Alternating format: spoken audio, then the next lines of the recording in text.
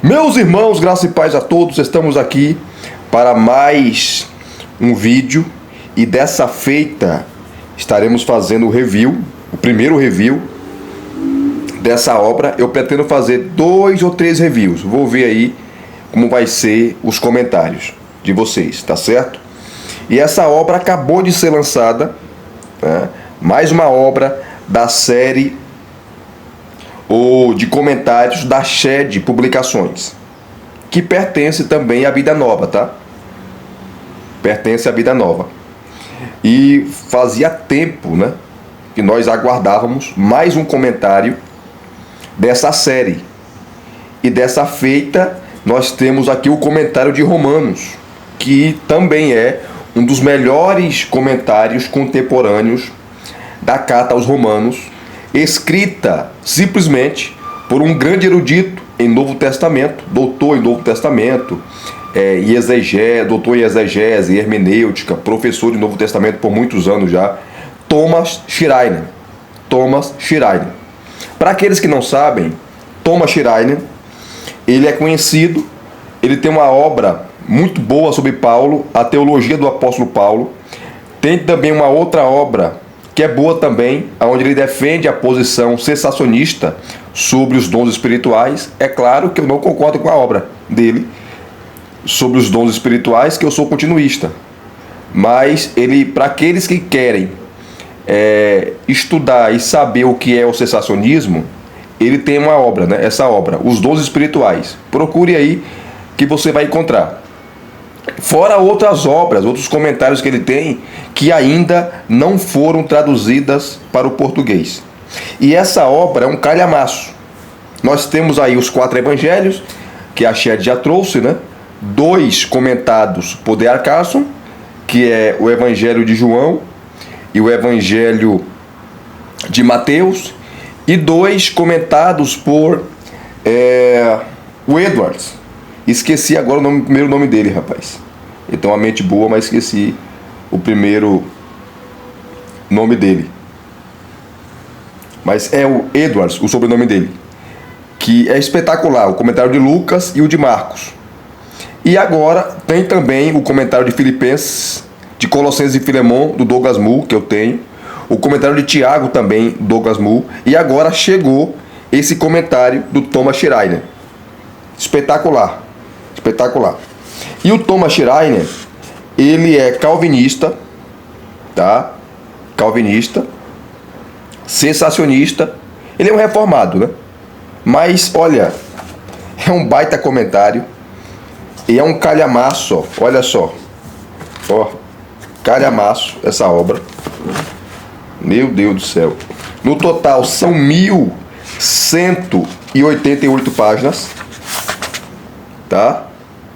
1.188 páginas. Ele fez uma vasta pesquisa. É um comentário também exegético, assim como o comentário de Romanos do Douglas Moo, que foi lançado pela Vida Nova, que é um baita comentário, dos melhores do mundo. Esse comentário também não fica atrás, que também é exegético. Depois eu farei o review, tá? Comparando as obras, comparando esse comentário com outros comentários do Douglas Moo e o comentário do James Dunn, tá certo? Quem é Thomas Schreiner? Esse primeiro vídeo eu vou mostrar a obra como um todo, tá? Ó, Thomas Schreiner é doutor pelo Fuller Theological Seminary, é professor de interpretação do Novo Testamento no James Buchanan e professor de teologia bíblica no The Southern Baptist Theological Seminary, em Louisville, Kentucky. Ele é autor de Teologia de Paulo, o Apóstolo da Glória de Deus e em Cristo, e Dons Espirituais, que eu falei para vocês, né? E a Aliança e o Propósito de Deus para o Mundo. Todas essas obras foram publicadas, nesse caso aqui, ó, a Aliança e o Propósito de Deus para o Mundo, foi publicada pela Shed Publicações. Então, são quase 1.100 páginas de um comentário poderoso, maravilhoso, suntuoso, um dos melhores do mundo. A primeira edição desse comentário em inglês foi em 98, tá aqui, ó. E a segunda edição, revisada e ampliada em inglês também foi em 2018. Esse comentário que a Shed traz é a edição revisada e ampliada de 2018. E algumas coisinhas ele mudou, né? Tá a sua posição, e ele vai falar aqui. Inclusive ele fala, e eu vou mostrar para vocês a página. Ele fala de algumas mudanças, como o capítulo 7 de Romanos, que é muito debatido sobre quem é o eu de Romanos 7. Paulo fala: outrora eu vivia sem lei. Esse eu é quem? É o próprio Paulo? Esse eu é quem? É o Adão? É o povo de Israel? Thomas Schreiner, ele vai defender que o eu ali é o apóstolo Paulo. Paulo está falando da sua experiência. É a posição dele.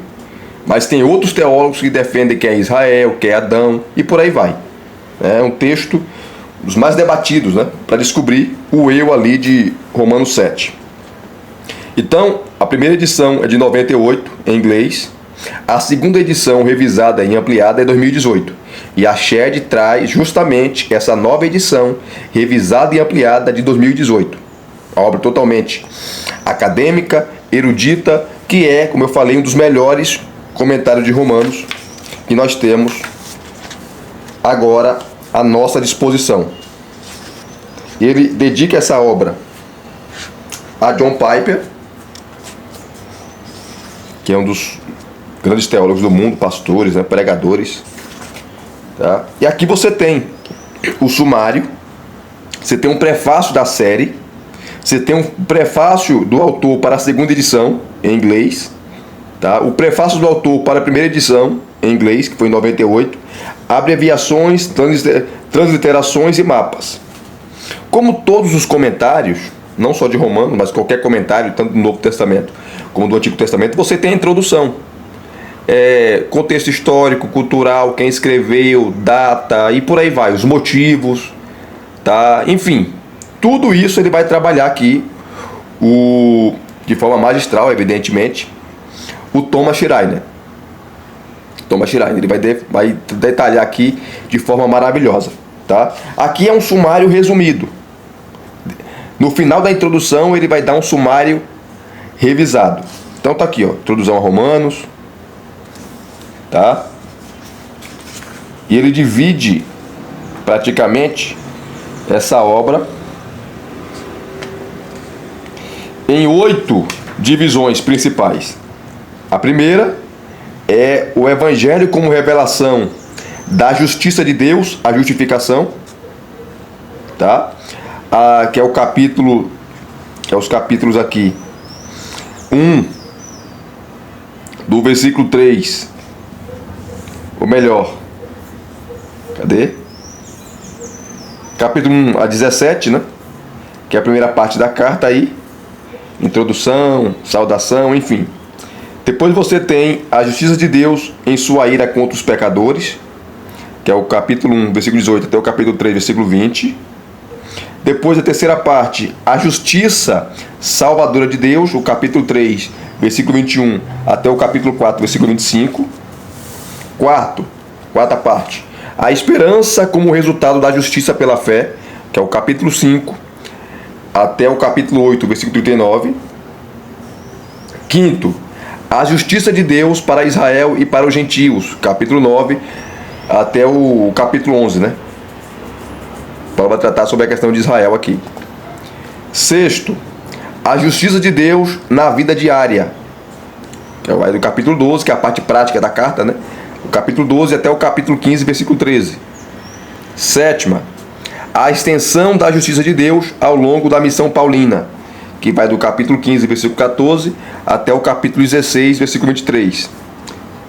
E oitavo, né, e último ponto, o resumo final do Evangelho da Justiça de Deus. Tá? E aqui você tem as obras citadas, né? A bibliografia vasta que ele consultou, que ele trabalhou para fazer esse comentário, principalmente a revisão. Tá? Ele revisou, tá? Trazendo também a questão aí da NPP, né? Que é a nova perspectiva sobre Paulo, que ele discorda. O Thomas Schreiner não concorda com alguns pontos, né?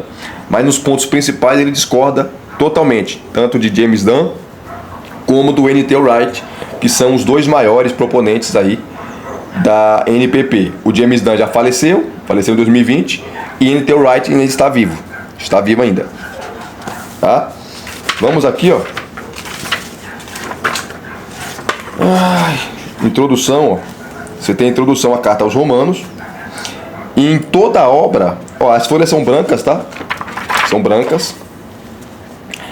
Em todas as obras, ou melhor, em toda a sua exposição, desde a introdução da carta aos Romanos, você vai ter uma série de notas de rodapé, tá? Citando outros eruditos, citando obras, citando pessoas que vão discordar dele, enfim, citando outros comentários, porque não existe uma carta mais comentada ou com tantos comentários na história do que a carta aos Romanos, desde os pais da igreja, passando pela escolástica, os reformadores e até hoje.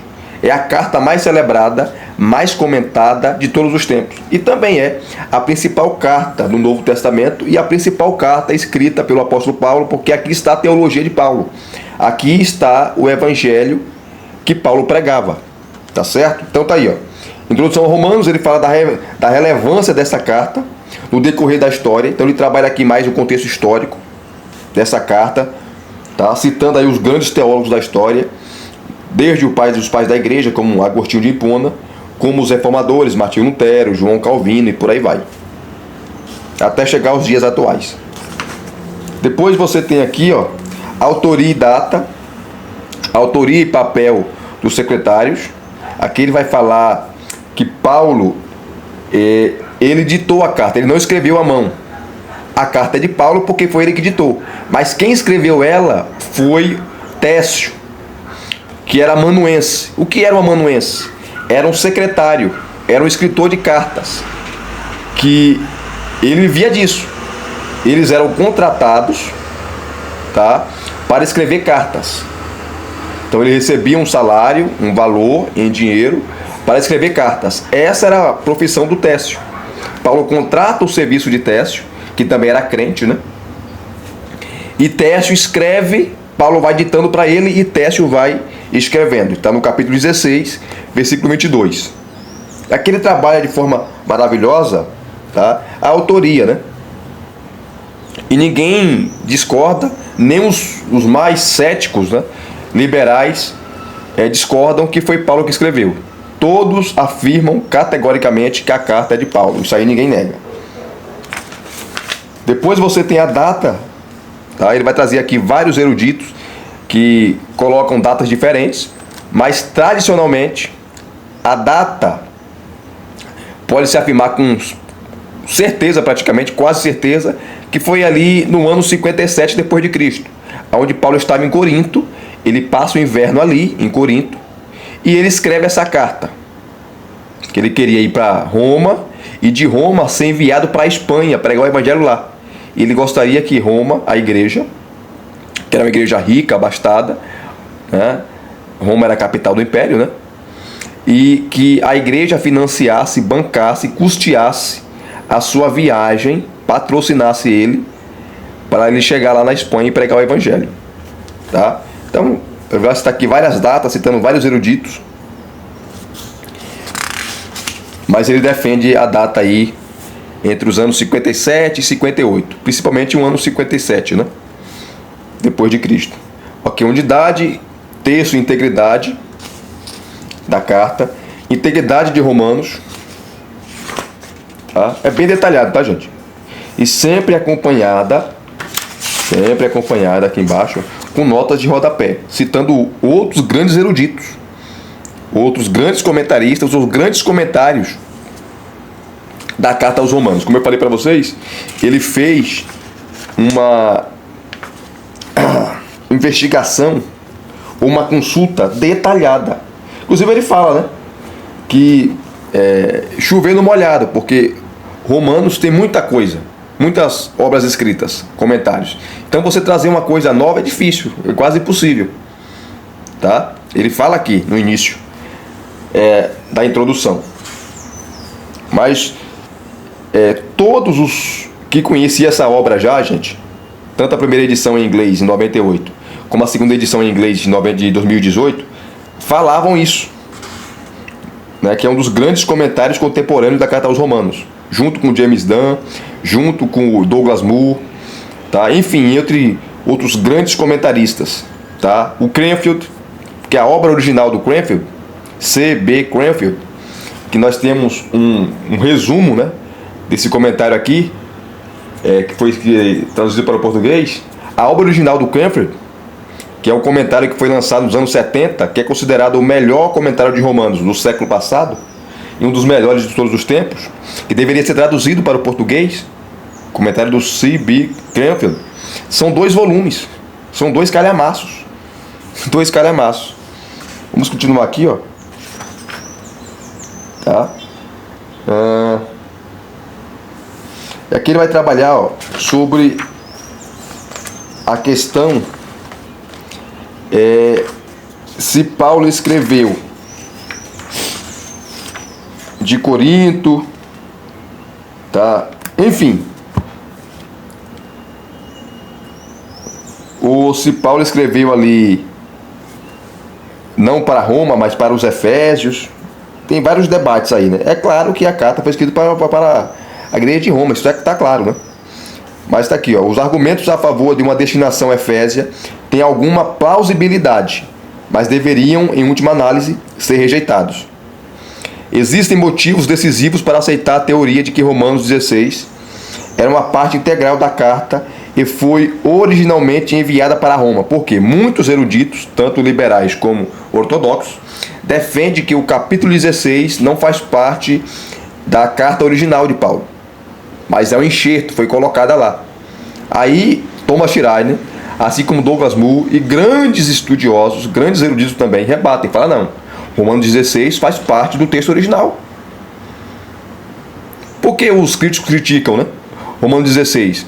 É porque como Paulo não conhecia Roma, Paulo nunca tinha ido em Roma, Paulo não fundou a igreja de Roma, como ele pode citar tanta gente assim? Como Paulo pode citar tantas pessoas se ele não conhecia a igreja? Se ele não sabia como que era a igreja? Então, os críticos usam, esse é um dos argumentos, né, contra a ideia de que o capítulo 16 fazia parte da carta original, do texto original, da carta aos Romanos. Aí Thomas Schreiner, ele vai rebater, dizendo não, o capítulo 16 faz parte da carta. Então aqui, ó, ele vai trazer, ele vai elencar, que não dá para ler, né? Mas ele vai elencar, está na página 34, vários motivos. Isso aqui é interessante para um estudo sobre Romanos, tá? Uma escola bíblica dominical, né? Aqui não é para você trazer para pregação, isso aqui é na área do estudo, do ensino, né, sobre a carta aos Romanos. Existem motivos decisivos para aceitar a teoria de que Romanos 16 era uma parte integral da carta e foi originalmente enviada para Roma. Ele vai dar vários motivos, tá? Ele vai dar aqui, ó, 10 motivos, 10 argumentos sólidos que a carta foi enviada para Roma, evidentemente, e também o capítulo 16 faz parte da carta, ou fazia parte da carta original. Tá bom? Que Paulo ditou e Técio escreveu. Então aqui, ó, primeiro argumento, segundo argumento, 10 argumentos que não dá para ler aqui. Esse é o primeiro vídeo, tá, queridos? Primeiro vídeo. Vou fazer o segundo, quem sabe o terceiro. Comentem aí se vocês querem, tá, o terceiro vídeo. O segundo é garantido, se vocês vão querer o terceiro vídeo. E comente aqui também, Elias, alguns capítulos que vocês querem que eu mostre da carta e os comentários do Thomas Schreiner, tá? Deixa aqui também nos comentários. Se você não falar nada, eu vou escolher os capítulos por conta própria, tá bom? Ó, destinação, a origem da igreja romana. Aqui ele vai trabalhar como essa igreja foi formada, tá? E praticamente os eruditos são unânimes, porque o povo que frequentou ali o Pentecostes, a fé de Pentecostes, citada em Atos capítulo 2, muitos daqui que estavam ali eram de Roma, da capital. Quando eles se converteram no sermão de Pedro, que foram 3.000 pessoas, se converteram, foram batizados, eles voltaram para Roma, para o seu lar. Lá fundaram a igreja. Então não foi Paulo que fundou a igreja, Tá? Não foi um apóstolo que fundou a igreja, não. Foram possivelmente essas pessoas que estão presentes ali no dia de Pentecostes, em Atos 2. Aqui ele vai falar sobre isso. Os leitores originais da epístola, aqui também ele vai trabalhar os problemas da epístola, tá? A mensagem principal da epístola. Vamos. Tá? Os propósitos, o propósito de Romanos. Tá? Aí você tem vários eruditos que têm argumentos diferentes sobre o propósito. E Thomas Schreiner vai falar sobre isso. Romanos como resumo da teologia de Paulo. E ele começa com uma pergunta: qual era o propósito de Romanos? Aí ele vai detalhar. E sempre, como eu falei para vocês, o tempo todo trazendo notas de rodapé maravilhosas. Tem gente que não gosta de ler, né? Eu gosto de ler. Principalmente se estiver traduzida, né? Se tiver em inglês, eu não leio, porque eu não leio inglês. Não falo inglês, mas se estiver traduzida, como estão traduzidas aqui as notas de rodapé, é show de bola. Show de bola. Então, o propósito de Romanos. Depois ele vem aqui, ó, Romanos como sumário de cartas anteriores ou último testamento da teologia de Paulo. Então ele vai trazer, tem eruditos que defendem essa ideia aqui. Outros vão depender também. Romanos como uma carta para Jerusalém. Paulo quer que as igrejas romanas sejam estabelecidas em uma fundação apostólica, é um dos argumentos também. Tá? Um evangelho anti-imperial, inclusive novas pesquisas, né, ou novos comentários aí de Romanos, traz essa ideia. Porque existiu o evangelho de César.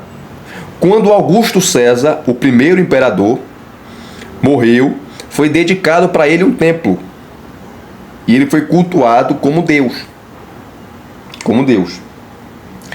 E quando ele proclamou a Pax Romana, tá? O que é a paz romana?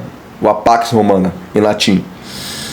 É que não havia mais guerra. Não tinha mais guerra. Acabou as guerras. Tá? Não tinha mais guerra, conflitos. Então, em todo o Império Romano havia paz.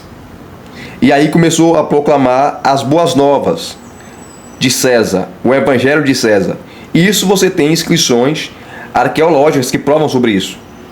Então, muitos, com essas descobertas, traz a ideia aí que Paulo traz o Evangelho anti-imperial, anti-César, anti-Roma. Tá? Esse é um dos argumentos de vários eruditos, né? Como o próprio N.T. Wright, tá? E entre outros eruditos, Michael Gorman, enfim, tem uma certa verdade, tem, mas o Thomas Schreiner vai dizer que essa não é a questão. Romanos não é uma carta anti-imperial. Por mais que existiu o Evangelho de César, as boas novas de César, as boas novas de Roma, tá? O Evangelho de Cristo, as boas novas de Cristo, vai totalmente em outro caminho. Então, o Evangelho anti-imperial. Muito bom. Depois, ó, a leitura de Jewett, que é um dos grandes comentários da carta aos Romanos, né? Da situação original. A leitura de Jewett, da situação original, que Jewett trabalha o contexto histórico, né, e cultural. O Thomas Schreiner traz essa questão aqui.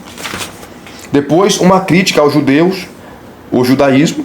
Muitos defendem que a carta, o tema principal, o propósito da carta é esse. Então ele traz aí várias questões, né? Vários eruditos que defendiam posições diferentes em relação ao propósito intencional da carta. Então, uma crítica aos judeus ou ao judaísmo, né? Aí ele vai dar a posição dele no final. Minha explicação para o propósito de Romanos. Aí ele traz a questão: unificar as igrejas. Unificar as igrejas. Tá? Ele vai trazer os argumentos dele, porque ele defende essa questão. Depois, ó, outra coisa, tá? Levar o evangelho para a Espanha. Paulo deixa isso bem claro no capítulo 15. Né? Outro propósito, ele vai trazer aqui o Schreiner, trazer a glória para Deus. E aqui você tem a estrutura literária, né, da carta. E no final, na página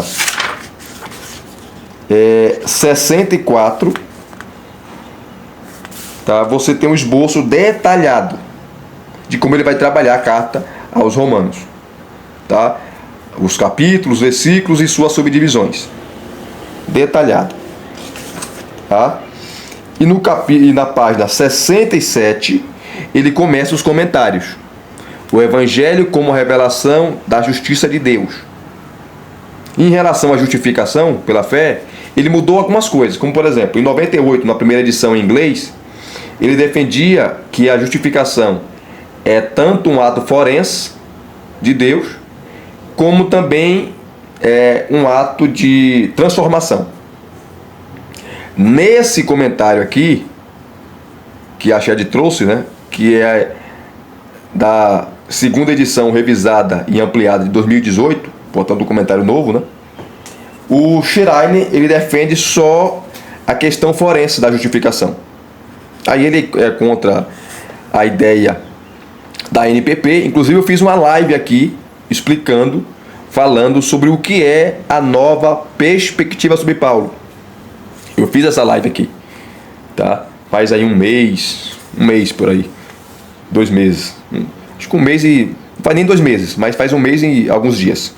Então ele vai defender, tá, que a justificação é um ato forense, onde Deus, quando o pecador crê em Cristo, a justiça de Cristo é imputada, é depositada, é colocada na conta do pecador, o declarando justo. Então aqui, ó, o Evangelho como revelação da justiça de Deus, Romanos capítulo 1, do 1 ao 17.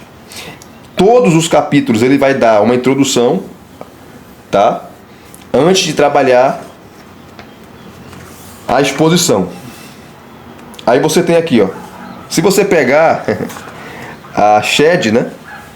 Ela fez a mesma coisa que está fazendo com os comentários exegéticos. Por exemplo, se você pegar os comentários exegéticos da série da Vida Nova, a Shed fez a mesma coisa. Você tem os capítulos, tem um capítulo, você tem as subdivisões do capítulo e você tem a setinha, tá vendo? Indicando que ele vai trabalhar a saudação, o Evangelho referente ao Filho de Deus, que é os primeiros versículos de 1 a 7. E lá também, na série de comentários exegéticos, tanto do Antigo Testamento como do Novo Testamento, você tem a parte negrito, que a parte negrito é a introdução à exposição que ele vai tratar, que o autor vai tratar. E aqui é a mesma coisa. Então é interessante, ó. Você tem a introdução aos capítulos, aos versículos de 1 a 7, que é a introdução à carta, que é a introdução mais longa das cartas de Paulo, tá? Depois você tem a exegese e a exposição. E a exegese e a exposição são os comentários dos versículos, tá? No segundo vídeo, esse foi mais para apresentar o sumário e a introdução à carta. No segundo vídeo, eu estarei adentrando aí aos capítulos. E deixa aqui os seus comentários. Claro que não vou poder, se for muitos comentários, ver tal capítulo, porque cada um tem uma curiosidade sobre o capítulo, né? Ou sobre uma particularidade, ou sobre uma dúvida, ou a posição do autor sobre aquele capítulo, sobre aquele versículo. Mas deixa aqui os seus comentários sobre qual versículo e qual capítulo vocês querem saber ou verem a posição do Thomas Schreiner. Deixa aqui, tá bom? Os seus comentários. E deixa aqui também se vocês vão querer um terceiro vídeo sobre essa obra que chega agora e já tá? Juntamente com Douglas Moo e James Dunn, os 3 melhores comentários da carta aos Romanos que nós temos. Por que, Elias, são melhores? Porque os 3 são acadêmicos e exegéticos. Tá bom? Então aqui, ó, versículos de 1 a 5, exegese e exposição, e ele começa de forma magistral, tá, a comentar a carta. Ele não é prolixo, ele não é técnico, é muito fácil entender a linguagem de Thomas Schreiner.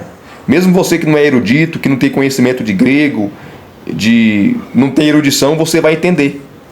Então ele fez essa questão, né? Trazer um comentário acadêmico, exegético, mas de fácil compreensão. Tá bom? Então está aqui, tá? De forma maravilhosa. E se vocês gostaram desse primeiro review, desse primeiro vídeo, deixa aqui o seu like, deixa aqui os seus comentários, se inscrevam no canal se você não é inscrito e acione o sininho para receberem todas as notificações. Graça e paz mais uma vez. Muito obrigado a todos. Até as próximas indicações.